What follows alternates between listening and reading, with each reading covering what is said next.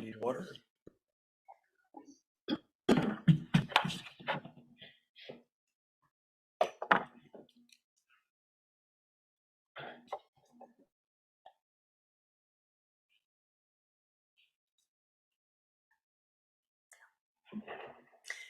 The Waymakers' Wild Iona journey aims to create unique space for you to engage Iona's wild and enchanting elements through its rich Hebridean history, residence of ancient and contemporary creativity and imagination, and its particular location within the Celtic spiritual tradition. Over the course of your week together, you will be given the bones of a story, and it will be your personal work to flesh it out with the blood of your own experience. You will track and trail this mythic through line in your life, weaving it into the physical experience of the journey itself to the wild-edged place of Iona. That was the pitch. I mean, how could I resist? Not to mention that my friend and mentor Victoria Lures was going to be one of the leaders at the Wayfarers Retreat.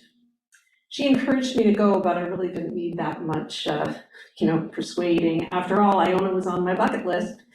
And even though Victoria had to pull out due to health problems, I was committed. This was to be a solitary journey. The first time I had ever traveled alone, or even spent any length of time alone. Today, I'm going to take you with me on this journey, show you some of the key places I visited on Iona, and in doing so, I will try to convey the powerful spirit of this place of pilgrimage. The Isle of Iona is an island located offshore from the Isle of Mull on the west side of Scotland. Iona is a small island, less than 2 kilometers wide and about 5 kilometers long. It's home to a whopping 120 permanent residents and is also the base of a thriving ecumenical Christian community focused on promoting peace and social justice. So if you're all ready, let's head out. We arrive by ferry from Mull. It's a short crossing, only 10 minutes or so. People from many different backgrounds, usually with some sort of spiritual longing, make pilgrimages to Iona.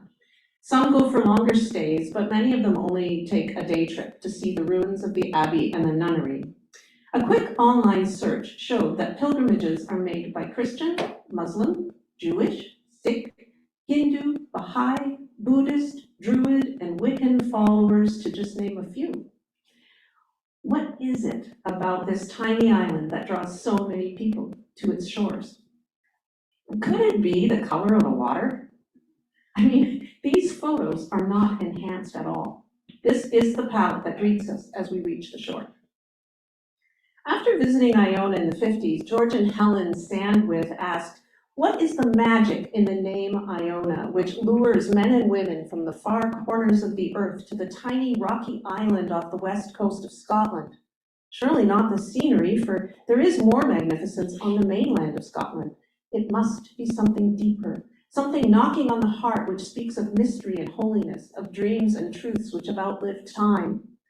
There is an indescribable atmosphere in Iona, as if a presence dwells in the hallowed soil of the tiny island. And also, some people visit Iona as it appears to be on a ley line. Ley lines are said to connect multiple prehistoric and ancient sites, believed by some people to be associated with a certain kind of elemental energy. The ley lines do connect Iona with other prehistoric sacred sites in Scotland. Now, whether you believe that or not, there is an indescribable atmosphere here that has been called by many a thin place, a place where the material and the spiritual meet. And this is actually a sign that is stenciled on a wall at the Abbey. Iona has been inhabited for a very long time. Some say since as early as 6,000 BCE, and certainly long before St. Columba arrived in 563 CE, following his exile from Ireland. In the 6th century, Columba and his monks got into their curraghs, those are leather circular boats, and they set a course for an island known as Io. That's an early Irish word in Gaelic for yew tree. In the pre-Christian era, yews and their groves were sacred, partly because they were so ancient and also because of their close association with Druids. Now, St. Columba is the big name on Iona. He is known for bringing Christianity to Scotland, and subsequently Iona is known as the birthplace of Celtic Christianity, which, by the way, is quite different from the Roman version that we're more familiar with today. It is said that he expelled the Druids from the island, and unfortunately, I can believe that. But the point is that this place was already considered holy long before Christianity took root there. So let me take you around the island so we can consider these things together. We're going to start by heading up to Llandoran, where I stayed for the week. Now, first of all, I need to tell you that unless you live on Iona, which I'm assuming none of you do, you're not allowed to bring your car, okay? So you're gonna need to walk or cycle everywhere.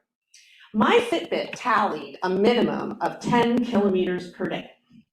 Now, don't worry if you can't walk that far. There are hotels in the village where you can stay, but the green shed where I stayed is about 2 kilometers from the village. Now, there's only one road that runs along the eastern edge of the island, so yeah, it's hard to get lost. But you do have to watch out for the odd car driven by the residents and for herds of sheep crossing the road. Welcome to Llandoran. This is a sheep farm. The sheep here provide wool for local artisans to use for beautiful blankets and garments. There's even an Iona tartan. The sheep are everywhere. Now here they have the right to roam. This means that you can walk all over the field unless they explicitly tell you otherwise. The only rule is that if you open a gate, you close the gate behind you. If the gate's already open, you don't close it. So I spent a lot of time wandering among the sheep. There is one problem though with walking through sheep pastures. That's that you have to keep your eyes on the ground ahead of you for obvious reasons. Llandoran has the green shed. This is a self-catering accommodation for groups, and this is where we landed every night and where we met to talk about mythology and Celtic spirituality every morning. The main message was that the earth speaks in the language of myth, and that myth holds within it the power of place. In myth, time is cyclical, not linear. It emphasizes experience over dogma and calls on us to go out into the world. The stories are navigation tools, if you will, and the language of myth and symbolism is an appropriate jumping off point for entry into the spiritual landscape of Iona. To me, the thinnest of the thin places on Iona is the seashore. I spent a lot of time there. Right behind the green shed, there are paths that we can follow to the sea, but again, watch your step. The sheep walk along there. 2.8 billion years ago, Iona was formed with some of the oldest rock on the planet, certainly the oldest in Europe. It's hard, crystalline, Lewisian gneiss. This is one of many types of rock you will find along the shore. This place is a geologist's dream. What you see is the result of folding and pressure, the heating and the cooling of these ancient rocks. And one thing that I learned is that Iona is too old for visible fossils. Let that sink in for a minute. Iona is too old for visible fossils. I love this stuff. The water looks dirty and dangerous, especially when it stirs up the seaweed and sand and carries it along, but I quickly realized that the water is far from dirty. It is full of the elements of life. Many of the people I stayed with swam morning and night in the sea. For me, the sea drew me to its edge, where I spent a lot of time contemplating. Life, after all, is tidal, and the edge of the sea where the water meets the sand is a threshold of great biodiversity. The Song of Amergin, the oldest known song of the British Isles, begins, "I am the sea blast, I am the tidal wave, I am the thunderous surf." My own interaction with the sea was also poetic. The sea rolled out, and I called, "Who am I to think I am called to do something special?" The sea rolled in and whispered, "Who are you to think that I am not calling you?" The sea rolled out, "Who am I to think I need to travel to the windswept sea?" The sea rolled in, "Who are you to ignore my sacred and holy offering to bring you home?" The sea rolled out, Who am I to think that I have anything to offer the world? The sea rolled in. Who are you to keep your gifts to yourself and deny the world their fruit? The sea rolled out. I asked the sea why, as a person of land and lake by my birthright, do I feel like I am finally home? The sea rolled in. Do you not know? Your bones are older than your being. Physicist F. David Peat wrote, "We live in a participatory universe, but its ultimate origins remain a mystery. It is here that we reconnect with the sacred. To touch the sacred is to have a sense of something much greater than oneself. It means touching the transcendent. It is to know that we are active players and participants in the world around us, as a world replete with meaning and a cosmos that is alive." Well, I have to tell you, nowhere had I ever felt the reality of that statement than I did here on the seashore of Iona. But time to leave the seashore now. We have to catch the two main tourist attractions on the island. So if you're ready, we're going to go and take a little walk. Again, you got your shoes on. And we're going to see part of the tapestry that is woven from the spirit of this place. And head over to the Abbey. In his book, Islands of the Evening, and I've left it at the back there if you want to take a look at it, Alistair Moffat writes, Iona has long been understood as a place of spirits, a place where spirits brush past like a breath of wind, whispering of a past that exists before time, their form as delicate, insubstantial as morning cobwebs on your face. In 1203, St. Ronan established a Benedictine abbey and monastery on the original site of Columbus Church. On the western side of the Abbey Church stands St. Martin's High Cross. This cross is thought to date from the 8th century CE, although some think it might even be earlier, as early as the 6th century. This cross is probably the best preserved Celtic religious monument in the British Isles. It stands over 14 feet high, and it's made of red granite. Now, one thing I found interesting is that the horizontal arms of these Celtic crosses are short, not for artistic reasons, as I always thought, but because when they were first made to traditional proportions, the arms were so heavy that they would break off. So the horizontal arms are kept short, and they have slots in them where they slid timber pieces that completed the symmetry. In the Abbey Museum, you can also see St. John's Cross along with St. Matthew's Cross, and these are also from as long ago as the 8th century. Some of the carved motifs on them include a serpent with a shield boss and spirals. Much like the Greek and Roman statues of antiquity, these crosses were once painted with bright colors, and there used to be lots of them lining the walkways. It's hard to imagine what the landscape might have looked like then. Iona was once forested, and these colorful crosses would have been a bright and energetic presence. This is inside of the Abbey. And the original monastery's library had an international reputation, and its scriptorium produced highly important documents, including the Book of Kells. Now, the Book of Kells was written in Iona, they think, and transported to the Kells Monastery in Ireland for safekeeping following the Viking raid on Iona in 806. The Book of Kells is a beautifully illustrated manuscript of the books of the Gospel. So if you're ready, we're now going to cross the street and head south. Between the village and on the way to the Abbey, you'll pass by the ruins of the Iona Nunnery, which was also founded in the early 1200s. The nunnery was one of 2 Augustinian monasteries for women in Scotland and is still the most complete medieval nunnery in Scotland. I love this. Also known as the House of the Old Black Hags, which is a reference to their clothing and not their personalities, I think. The nuns had opened its doors to female pilgrims.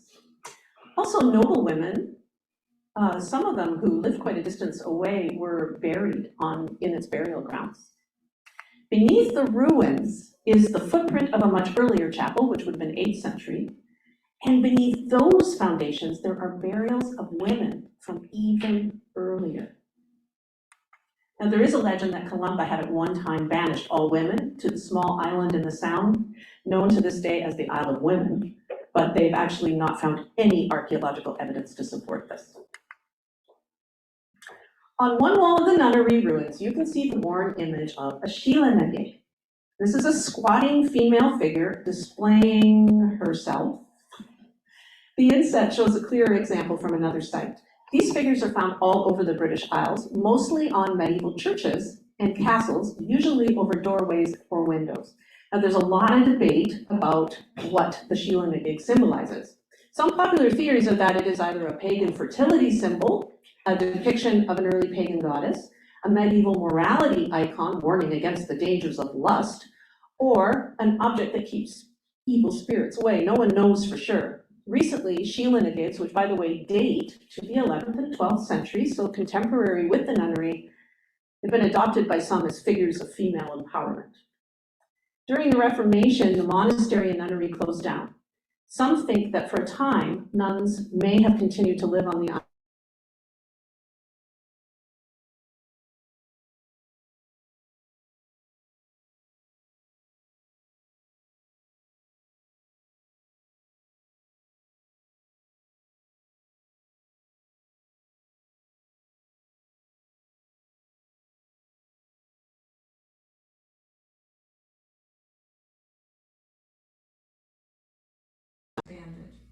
Later, this shoreline became the landing place for funeral processions, most notably of Scottish and Norse royalty.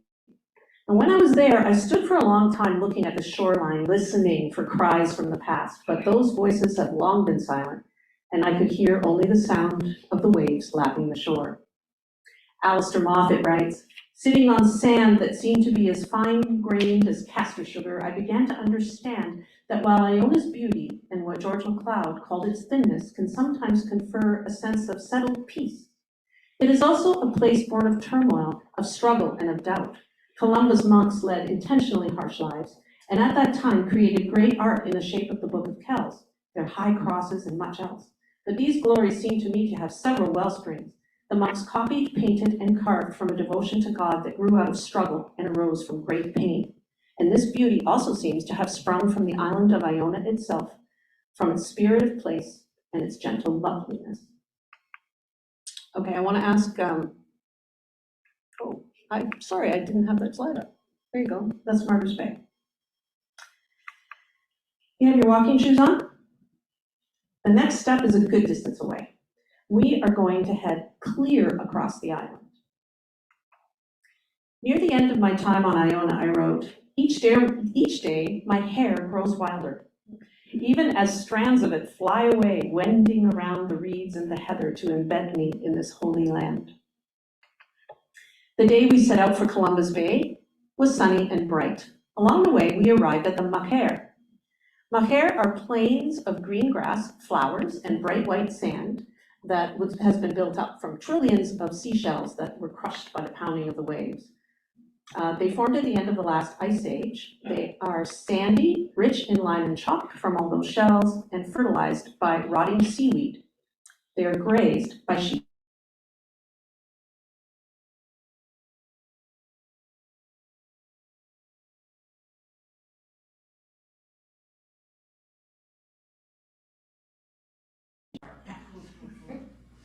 Like everywhere else on Iona, the sheep wandered here, you can see, leaving their mark.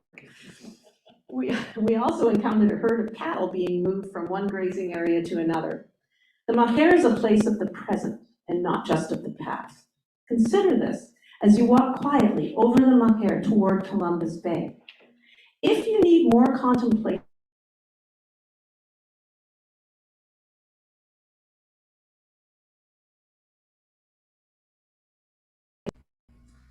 when the Irish St. Columba settled here with a dozen monks in the 6th century, it was a dangerous, forbidding place. It was inhabited by Pictish tribes and feuding warlords. Today, this is a place of peace and contemplation and safety. You know, more than anything, I think for me, that feeling of safety, of being able to be fully myself, is what allowed me to experience the spirit of this place. Now, we've arrived at Columbus Bay. I want you to be on the lookout for Columba's tears, also known as mermaid's tears. These are light, translucent, green, serpentine little marble pebbles that you can find on this shoreline. Last July, I wasn't sure which ones were the tears, so I picked up all the small green pebbles I could carry, and they're in a little vial at the back. You can look at them later. It is said that superstitious travelers carry these in their pockets so that they're protected from drowning. So there you go. Also, as a visitor, you should pick up 2 stones. One to represent something negative to leave behind, and you throw that one into the sea. And the other one to take home and remember your new beginning or intended commitment. I did throw one into the sea. I brought several home. And it was here that I had my most powerful experience of the thinness of Iona. As I walked along the edge of the ocean looking for Columbus tears, I felt the strong presence of my grandmother walking beside me. She used to take me beachcombing and loved to find shells with descriptive names like pussy toes and lady slipper. Now I could hear her voice again, delighting in the name Columbus tears. And it seemed to me that she was there with me, helping me to look for them. Later, I wrote a poem about this experience. I gathered Columbus tears at the doorway where, scattered by the tide into secret hideaways, they made themselves known. I walked with my grandmother, long since gone away, only to return in the first days of my grandson's being. I, away and across the sea, in step with her familiar stride, for I found her here in the curtains of saltwater breath and seabirds' cries, finding treasure and filling my satchel.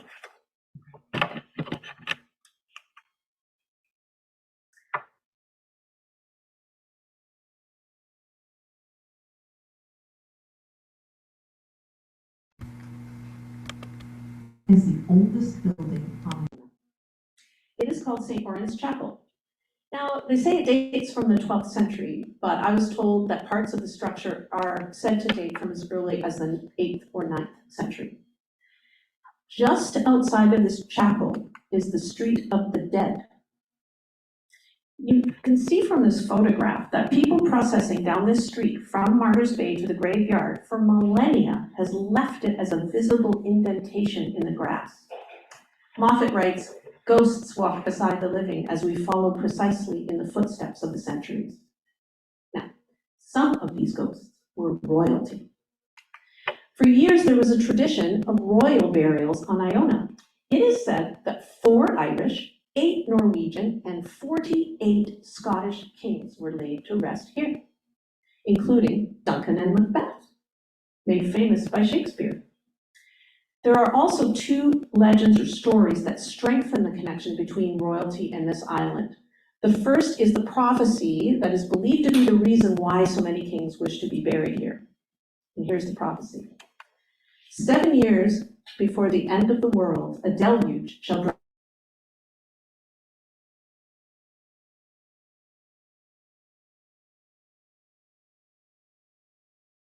Also a legend about the Stone of Scone, or the coronation stone. The legend says that it was brought to Iona by Columba, who then used it as a traveling altar on his missionary activities to the Scottish mainland. Then, in the 9th century, when the island was being raided by the Vikings, Kenneth MacAlpine, the first king of the Scots, may have taken the stone for safekeeping to Scone, near Perth, where it was used for coronations. Of course, by then, Columba was long gone. As you look around here, you can feel the presence of this history, from the indentations in the ground to the scattered headstones to the site of Columba's writing hut, which was on that hill. It's a good place to end our journey, as in this place, time is no longer linear. Myth teaches us not to close the door on the miraculous, and overall, while I was in Iona, I found that the presence of the island spirit blew in and out like the wind off of the ocean. When I was in the presence of others, it waned, but when I wandered alone among the ancient rocks and edges between water and land, everything shifted. Time collapsed and I was drawn inward. So what is a thin place? Is it a physical reality, a location on a map? Perhaps, but I don't think it's that concrete. I think that thin places can be found anywhere. We enter into them when we are able to let go of the clutter that blocks our access to them. Some places invite this decluttering, this letting go, and in a place like Iona, the curtain is drawn back a little further than in other places I've been. I don't know if it's the history that hangs out at the surface.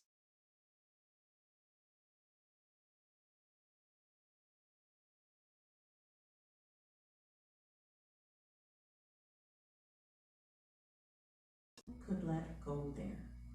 And by letting go, I was able to enter into a landscape that was much bigger and more complex and surprising than the world I normally inhabit. Eleanor Dedinger wrote, "If you feel the call of Iona, then answer that call and make the journey to her. She is like a very old crone, rocky and barren and eternally loving and gentle and tough and wise. She is very old. She is very holy. There is no other place on earth quite